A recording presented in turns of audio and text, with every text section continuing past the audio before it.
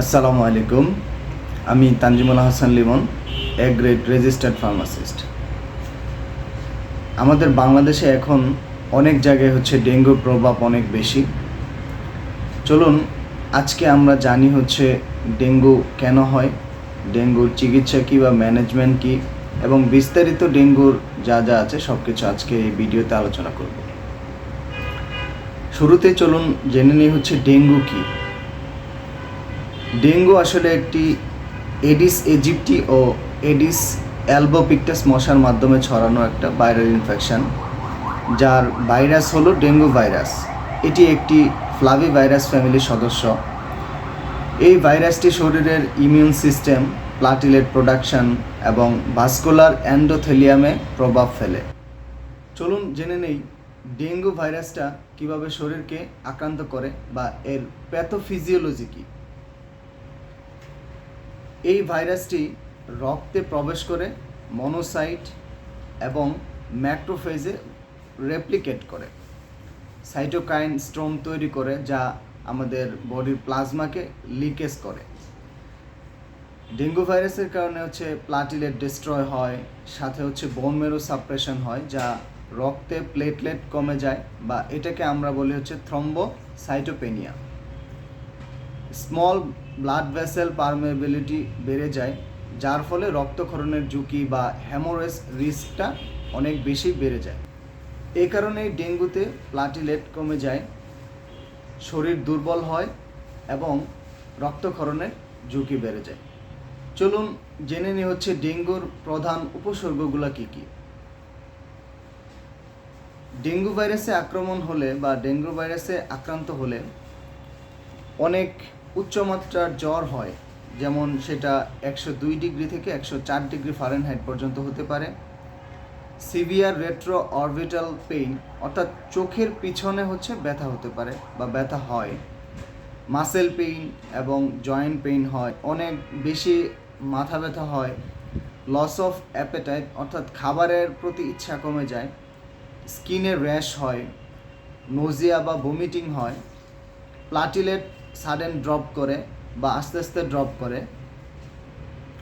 অনেক সময় ব্লিডিং কিছু সাইন দেখা যায়, যেমন গাম ব্লিডিং, নোজ ব্লিডিং এবং ব্ল্যাক স্টোল হয়। ডেঙ্গু ভাইরাসের কিছু ওয়ার্নিং সাইন আছে।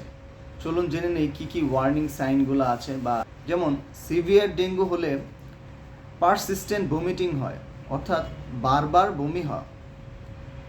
সিভিয়ার অ্যাবডোমিনাল পেইন হয়, যা অনেক বেশি পেটে ব্যথা অনুভূত হয়। ডিফিকাল্টি অফ ব্রেথিং, যেটা শ্বাস প্রশ্বাস নিতে বা শ্বাস নিতে অনেক বেশি কষ্ট হয়। Sudden drop in blood pressure, তাৎক্ষণিকভাবে অনেক সময় দেখা যায় যে আমাদের ব্লাড প্রেশারটা ফল করে। এবং ব্লিডিং টেন্ডেন্সি হয়, ভেরি লো প্লাটিলেট কাউন্ট থাকে বা অনেক বেশি প্লাটিলেট কমে যায়। সাধারণত প্লাটিলেট 1.5 লাখ থেকে 4 লাখ বা 4.5 লাখ পর্যন্ত হয়ে থাকে নর্মাল রেঞ্জ। সেটা সাডেনলি ড্রপ করে ফেলে বা অনেক কমায় ফেলে, যেটা 1.5 লক্ষ থেকে কমায় অনেক সময় দেখা যায় যে 20,000 25,000ও কিন্তু প্লাটিলেট কাউন্টটা কমায় ফেলতেছে এই ডেঙ্গু ভাইরাসের কারণে। তো কিছু কোল্ড ক্লামি স্কিন হয়, যেমন ঠান্ডা বা আর্দ্র ত্বক হয়ে যায়। এইসব উপসর্গ যদি দেখা যায় তাহলে তাৎক্ষণিকভাবে হসপিটালে যেতে হবে। চলুন জেনে নেই ডেঙ্গু শনাক্তকরণ বা ডেঙ্গু ভাইরাসকে কিভাবে ডায়াগনোসিস করা যায়। ডেঙ্গু ভাইরাসের কিছু টেস্ট রয়েছে, যেগুলোর মাধ্যমে আমরা ডেঙ্গু ভাইরাসকে শনাক্ত করে থাকি। যেমন NS1 অ্যান্টিজেন টেস্ট, যেটা ডে 1 থেকে 5 দিনের মধ্যে করাতে হবে। IgM এবং IgG অ্যান্টিবডি টেস্ট করতে হবে। এটা করতে হয় আফটার 5 ডে, 5 দিনের পর করতে হয়। CBC টেস্ট করতে হবে, যেমন CBCতে প্লাটিলেট কাউন্ট এবং হেমাটোক্রিট মনিটরিং করতে হয়। লিভার ফাংশনে কিছু টেস্ট রয়েছে, যেটাকে আমরা LFT বলি। এই টেস্টগুলোকে করতে হবে। বা সেরাম ইলেকট্রোলাইটস কিছু রয়েছে, এগুলো কিন্তু আমাদের টেস্ট করতে হবে। আর CBC টেস্ট প্রতিদিন করা অনেক জরুরি, কারণ প্লাটিলেট কাউন্টটা কিন্তু দেখতে হয় আসলে প্লাটিলেটটা কি কমতেছে না বাড়তেছে। কারণ প্লাটিলেট কাউন্ট যদি কমতে থাকে তাহলে আমাদের অনেক বেশি রিস্ক হয় বা আমাদের মৃত্যু ঝুঁকি পর্যন্ত হতে পারে। চলুন এখন জেনে নেওয়া যাক হচ্ছে ডেঙ্গুর কিছু চিকিৎসা বা ডেঙ্গু হলে কিভাবে আমরা ম্যানেজমেন্ট করব। আসলে ডেঙ্গুর কোনো নির্দিষ্ট অ্যান্টিভাইরাস নাই, তাই সাপোর্টিভ কিছু ট্রিটমেন্ট রয়েছে, এগুলোকেই আমরা হচ্ছে মূল চিকিৎসা হিসেবে ধরে থাকি। যেমন ওআরএস বা ওট স্যালাইন খেতে হবে, যা হচ্ছে স্যালাইন দিয়ে আমাদের বডিকে হাইড্রেশন করা লাগে। ডাক্তারের পরামর্শ অনুযায়ী কিছু প্যারাসিটামল নিতে পারেন, যেটা হচ্ছে ফিভার কন্ট্রোল করবে। আর ভুলেও কিন্তু এনএসআইডি যে প্রোডাক্টগুলো রয়েছে যেমন আইবুপ্রোফেন, ডাইক্লোফেনাক, এসপিরিন, এগুলো কিন্তু সম্পূর্ণ নিষেধ। আর প্লাটিলেট পর্যবেক্ষণ করতে হবে বা মনিটরিং করতে হবে যেন প্লাটিলেটটা কমে না যায়, বা কমলেও সেটা আমরা ধরতে পারি। হেমাটোক্রিট মনিটরিং করতে হবে, যেটা হচ্ছে রক্তে লাল রক্তকণার ঘনত্ব পরীক্ষা করা, বা এই টেস্টটা আমাদের করা প্রয়োজন আছে। এবং যদি প্রয়োজন হয় তাহলে হচ্ছে আইভি ফ্লুইড থেরাপি রয়েছে, সেটা ডাক্তারের পরামর্শ অনুযায়ী নিতে পারেন। আর যদি কারো সিভিয়ার ডেঙ্গু হয় সেটা অবশ্যই ডাক্তারের পরামর্শ অনুযায়ী আইসিইউ কেয়ার নিতে হবে। এখন চলুন জানি হচ্ছে হাইড্রেশনের গুরুত্বটা কী। ডেঙ্গুতে শরীর থেকে প্লাজমা লিকেজ হয়, তাই পর্যাপ্ত পানি পান করতে হবে, ওরসালাইন খেতে হবে, স্যুপ, ফলের পানি অনেক বেশি।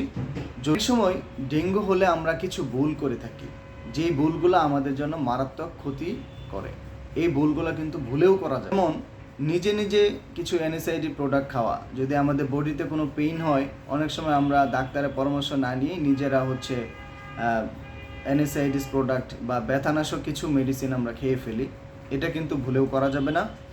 এবং অনেক সময় আমরা নিজেদের ইচ্ছায় আমাদের গ্যাপ থাকার কারণে হচ্ছে অ্যান্টিবায়োটিক খেয়ে ফেলি, যা হচ্ছে ডেঙ্গু ভাইরাস বা কোনো ভাইরাসে কিন্তু আসলে অ্যান্টিবায়োটিক কাজ করে না।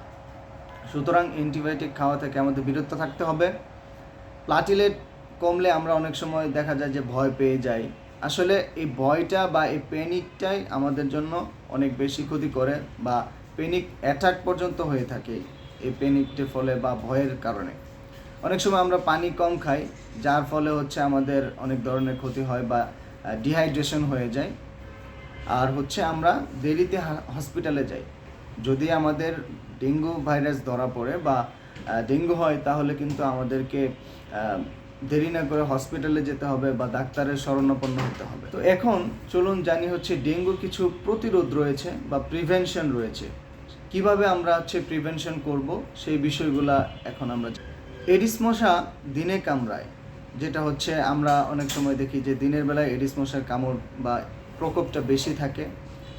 অনেক জায়গায় হচ্ছে পানি জমে থাকে, যেই পানির ফলে হচ্ছে এখানে ডেঙ্গু ভাইরাস উৎপন্ন হয় বা ডেঙ্গু মশা উৎপন্ন হয়, ডেঙ্গু মশাটা, যার ফলে আমাদের আমরা ওই জায়গাটায় গেলে হচ্ছে ডেঙ্গু মশা যদি আমাদের কামড় দেয়, সেই ক্ষেত্রে কিন্তু আমাদের ডেঙ্গু ভাইরাস বা ডেঙ্গু হওয়ার প্রবণতা বেড়ে যায়।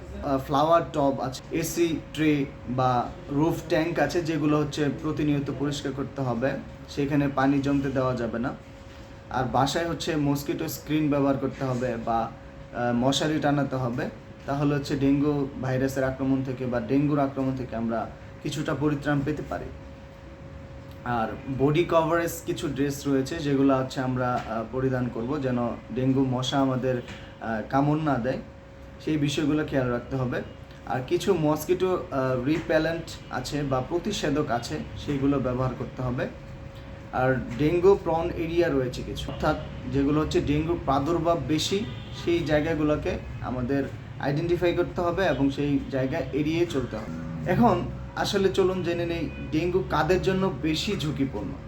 যাদের প্রিভিয়াস ডেঙ্গু ভাইরাসে আক্রমণ হয়েছে বা ডেঙ্গু ইনফেকশন ছিল, তাদের জন্য সেকেন্ডারি ইনফেকশন কিন্তু অনেক সিভিয়ার রিস্ক হয়ে যায়, তাই তাদেরকে বেশি সতর্ক থাকতে হবে। আর শিশু বা বয়স্ক লোক যারা আছে তাদের জন্য হচ্ছে ডেঙ্গু ভাইরাসটা অনেক ঝুঁকিপূর্ণ।